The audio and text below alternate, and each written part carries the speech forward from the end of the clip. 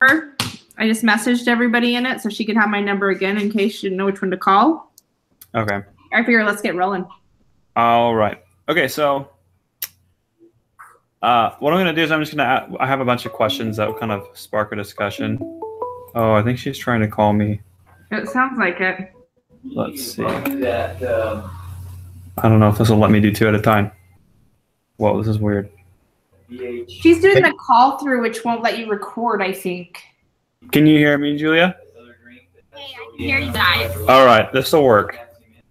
Just make sure we tell them when we do the recording that she's on the other one, because I just know one of our classes, if I didn't say that, they didn't get their credit. I can someone directly it works, but for some reason your link doesn't work. It just goes straight to the Google Help tutorial.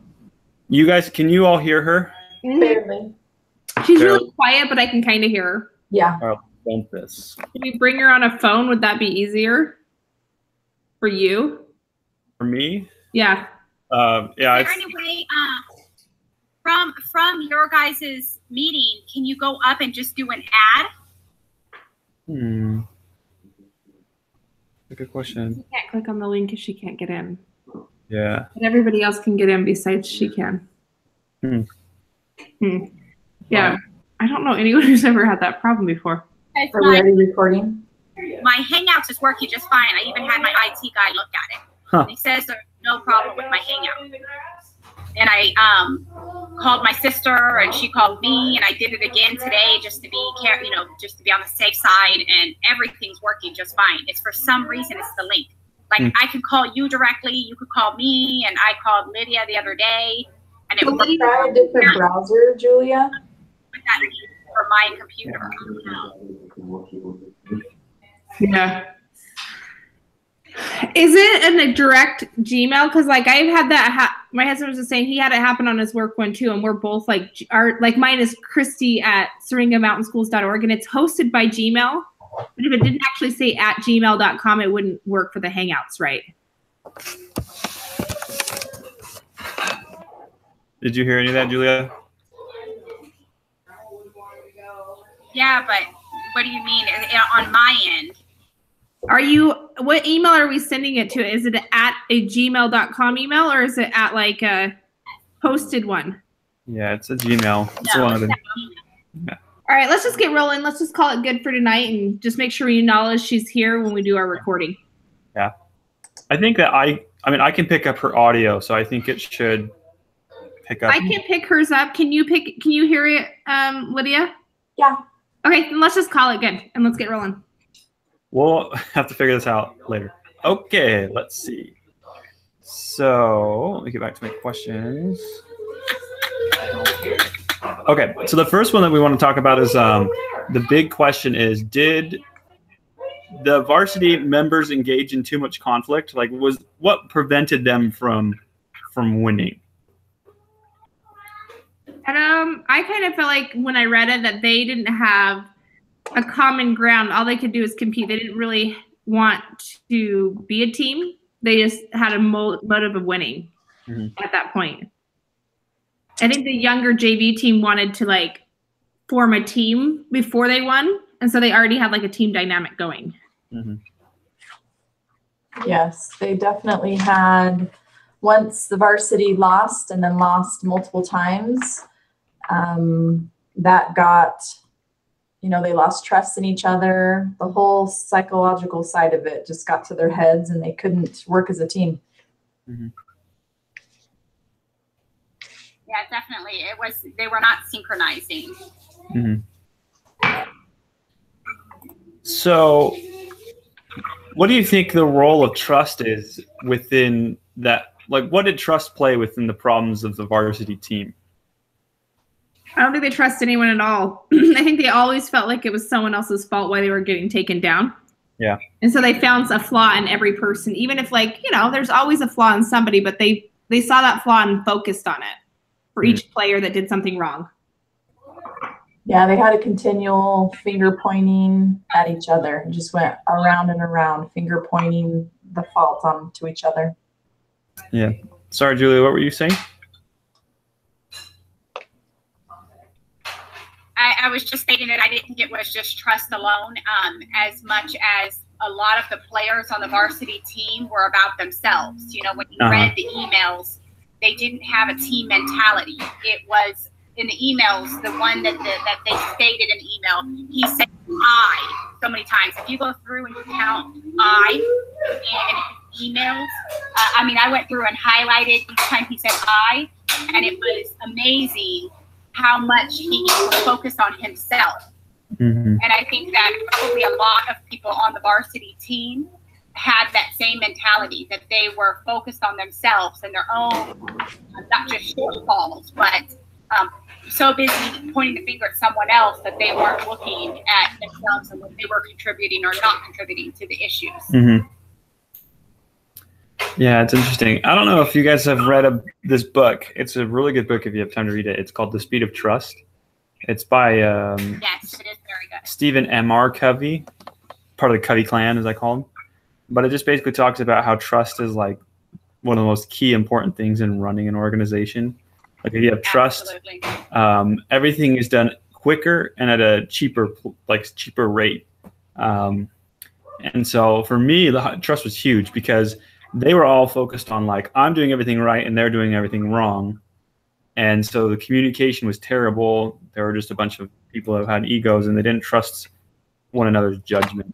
Huge. Yeah. And I think too, you know, the junior team with their slogan of nothing to lose, I think the varsity team probably had so much of a power trip as well. They felt they were better because they were placed on varsity. Yeah, and that power trip is confirmed when the first time they did beat the JV in the beginning, they're like, we should have beat them by way more.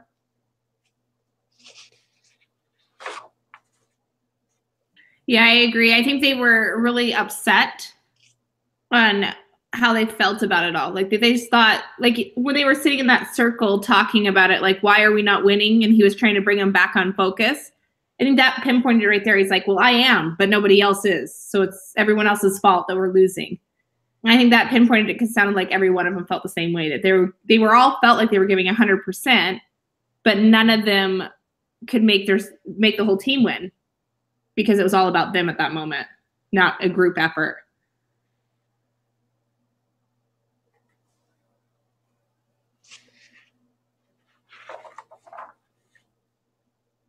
I think Spencer is paused. I think so too. I'm hoping we're not losing our connectivity. Oh no. Are you there, Spencer? I'll text Spencer really quick on my phone and see if he's paused and just say we can't see him. So we can't see or hear Julia or Spencer, right? Oh, we lost him. Oh, he's coming back on. Oh, there he is. All right. So the internet keeps like crashing and then like immediately catching back up. Yeah, you're paused for just a split second. We were like, oh, I don't think he's responding. And then it was like, he hasn't moved in a while. The recording still happens even if my end. Okay. So I just got to get Julia back on. Okay. And then we should be good. Difficulties. This has been much harder than it should be, right, guys? Yes, very much so. It's killing me. I know. It's so much easier than this.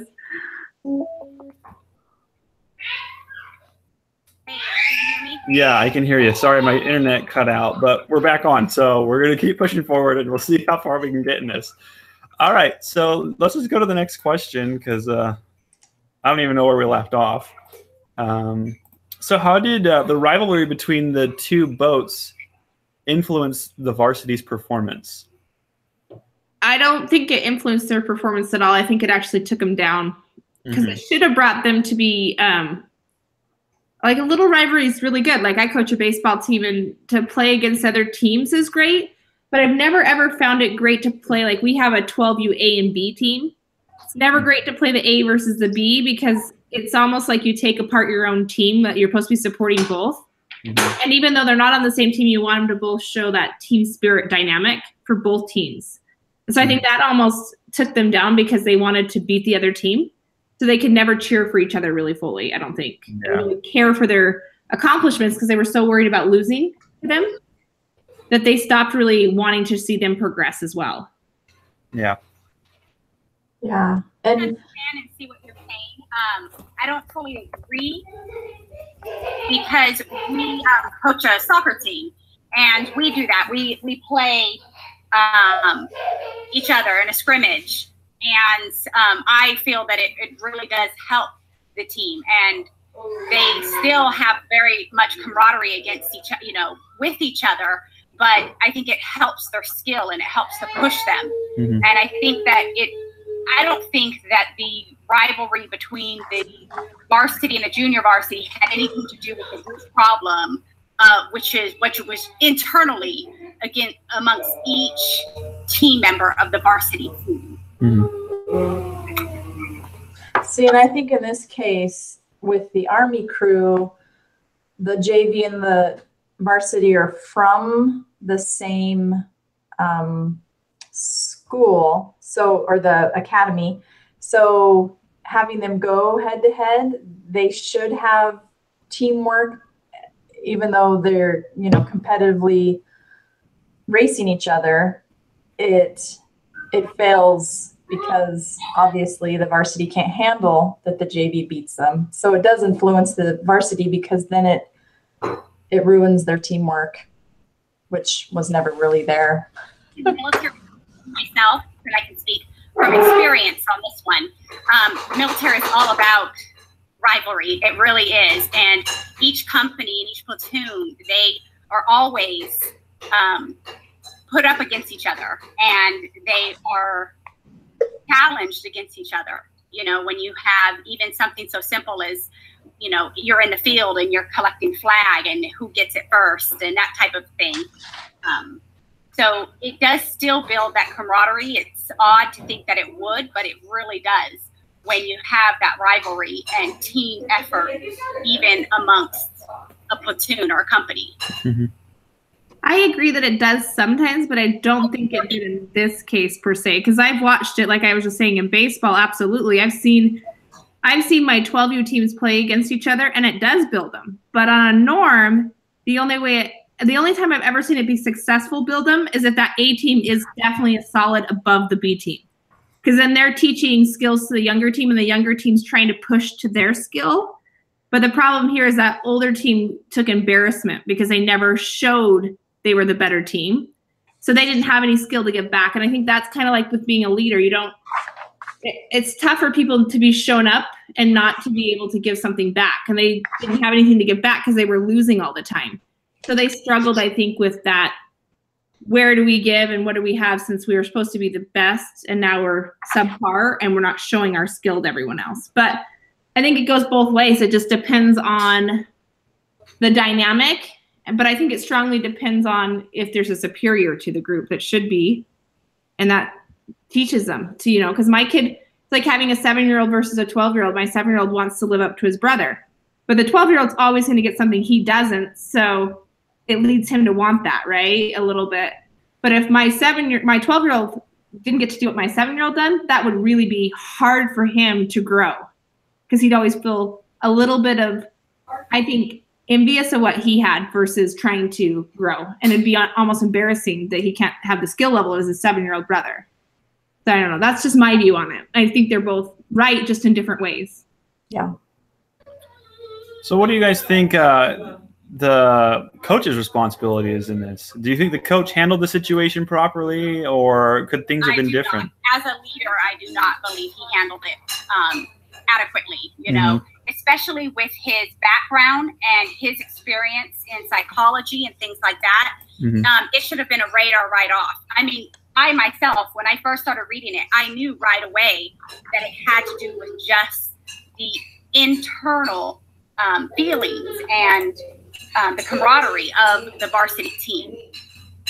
That he should have picked up on that right away from the beginning, and started doing team building skills, get them out of the boat right then, because it has nothing to do with the rowing. They're obviously great athletes, so it's not their skill in the boat, and it's not whether he can make them better in the boat. He needs to get them out of the boat altogether and work on the outside of the boat, period.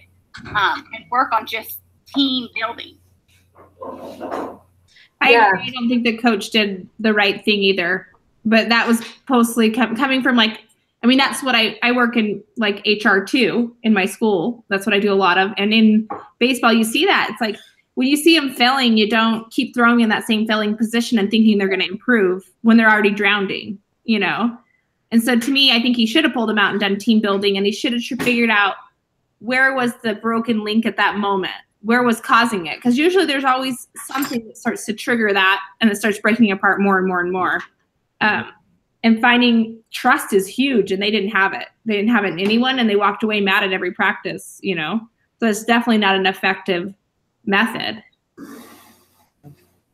Yeah, right. they definitely Lydia was going to say something a second ago. Yeah.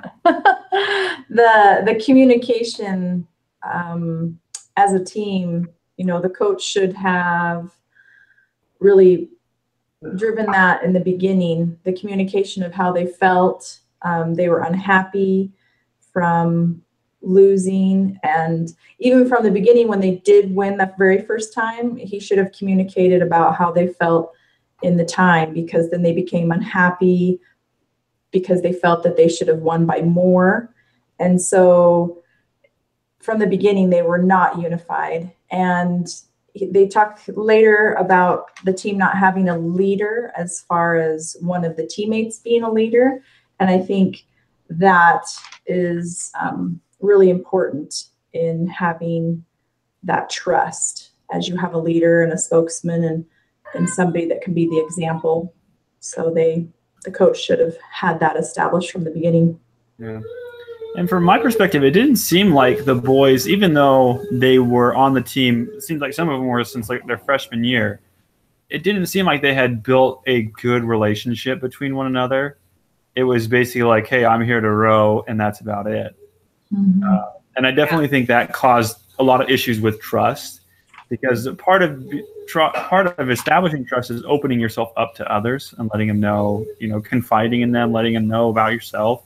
It's hard to trust people that you don't really know. So the more you know them, it's, you know, the better that is. Yeah. So another thing that stands out is when the coach did finally realize that it was, you know, not the performance per se per individual, it was, you know, their attitudes. Mm-hmm. When he did realize that, and he Charging knowledge into work, as well as bringing in that CEP group. Mm-hmm. They were already so detached that they weren't even open to doing any type of team building, or as they put, touchy feeling.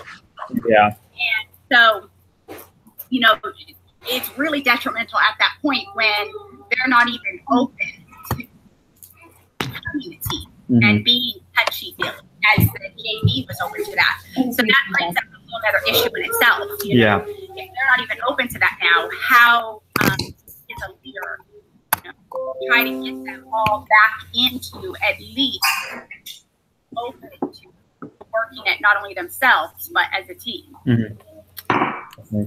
And it's interesting because as being part of like preparing for this, leading the discussion, it actually gives me a link to how the coach finally resolved everything. Oh yeah, I saw that. And so I'll read it to you. It's pretty short, but I thought it was very interesting. So it says, one day, I can't say his name, Przitsky lined up the varsity crew in 4 pairs. He told them that they were to wrestle. No punching. They were to wrestle for 90 seconds. There were no clear winners. Each man was discovering that his opponent was just as strong and determined as he was. The coach then had them change opponents and wrestle again. By the 3rd round, they were choosing their own opponents. One guy would point out to another and say, "You." Finally, one of the rowers started laughing, and they all piled into a general brawl. Eventually, someone said, "Coach, can we go row now?" And then on, the varsity boat flew. They probably couldn't order members of an executive team to wrestle. but the principle is still the same. So it just took them like kind of breaking down their issues, becoming one in unity, and then they were able to like destroy it.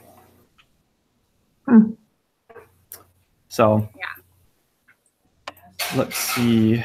There were some follow-up questions to that. That is kind of funny to sit here. It actually makes me giggle a little to picture some of our customers as HR, you know, some of our execs or whatever, rolling around and wrestling to work their problems out. And so I figure, I mean, there's other ways besides wrestling that you could probably achieve the same thing. But yeah, I know. It's just the visual part of it cracks me up. Yeah. That's funny. Some days we'd like to see that. Yeah, definitely. So do you guys think this similar response would work elsewhere, or do you think there would need to be adjustments made? Obviously, taking like wrestling out of the picture, like in general, breaking down those barriers. Well, basically it's building the interpersonal relationships. Uh-huh. So that's what they did, is build that interpersonal relationship, and wrestling hit home for those boys. So since they're able to do that, it helped them personally build those relationships. Yeah, I think taking that out of the picture, it does help. Even in a work environment, I could see that working in not the wrestling, but like there is a way to reach a team. Like our last year in our school I worked at was literally to the point where everyone was ready to quit under the administration they had. And so they let her go and they brought someone else new in. And so there was no trust. And when they brought him in, it was kind of like that. He had to build that relationship with us all because we didn't trust him. We didn't trust someone who was going to, you know, itemize everything you do, right? And yeah, because you don't know him. Yeah, we didn't know him, but he came off right away saying, I'm not better than you. I already know that watching and hearing what I've seen, you guys are phenomenal staff.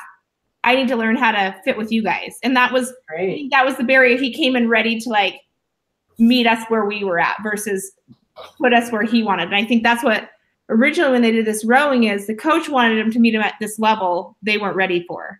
Right. You know, we taught how to be a team before they could row together. So I definitely think it works. It just has to be done in the right dynamic.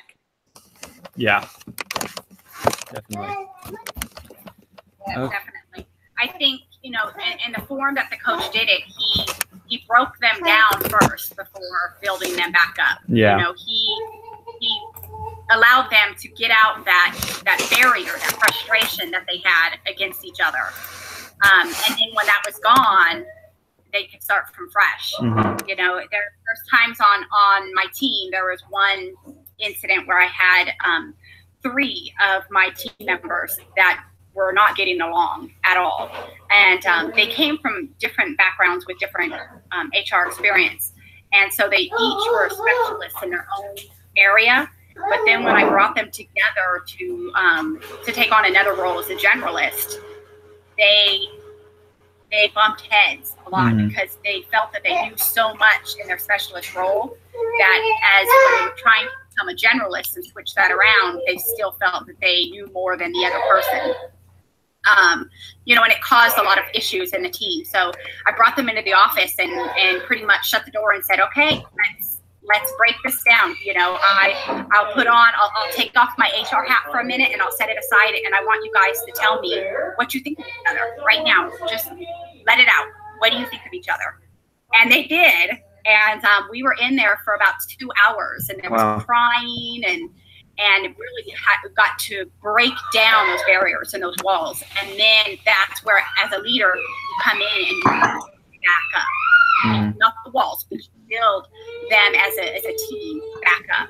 And and it was worked out very great, but you can kind of merge that into the wrestling. Yes, they were on the ground wrestling, but I allowed them to open up and just kind of voice their opinions without the HR filter there. Sure. And it, you know, kind of like the wrestling, and it really did. It worked. It broke them down enough to where then, as a leader, you jump in and build them back up.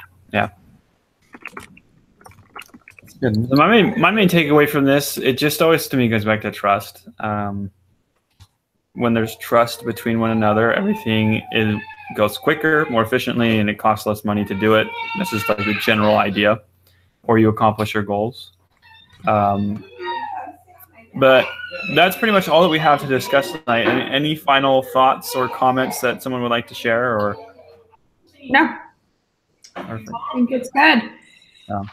You guys, I have one question on the doohickey and this. Do you guys know, like, am I submitting anything? I didn't read it. I read it as if I don't submit anything unless I'm the leader of the group, right? Well, we have two separate assignments, right? We have this where Spencer will submit. Right. And then we have doohickeys that are due the 5th lesson. Yeah. And those we need to each compile. We need to decide Okay. who is doing which part. That's the one that's 8 to 10 pages long. Right. I saw that. So do we need to start discussing that really quickly? Like spend 5 minutes on that? Yeah, he's Looked at it. Let's see. I looked at it and I thought, oh my gosh, this isn't something easy. the 3 sections that we need to cover. So we go and read the doohickey, which is we're hired into a company as the HR manager, and it has a day 1, you observe this, day 2, you observe this. And then for the doohickey that's due on the 5th, we cover leadership, teamwork, and performance management. Right. And He it needs to be posted 8 to 10 pages long, reference with all the information. Did he say from, pages? Because I saw him put words down on his well, name today. 3,500 words Okay. was the last email we got. So what does that equal in pages? I don't know my words. I figured it was probably airing 6 pages, but I mean, that was my guess because I did my word count on my last paper of a page, but Yeah. Yeah, 3,500 would be less than. So if we each came up with 2 pages, do you guys want to assign out the topics or on the has doohickey? everyone read the doohickey assignment yet at all? I need to go look at it. Well, after you guys read it, let's just email each other. Well, why don't we email her? Let's email everybody out and ask after you've read it, just respond back you've read it. And then maybe by Monday, if everyone could get through it by Monday night, we can all assign out some pieces and we can start with it. Sure. Okay. Because I want everyone to have a chance to read it because I didn't realize that's what it was either. I was like, well, what's this extra? It kind of got mixed in my stuff. And I was like, holy crap, this is a big assignment. Okay. We'll do that.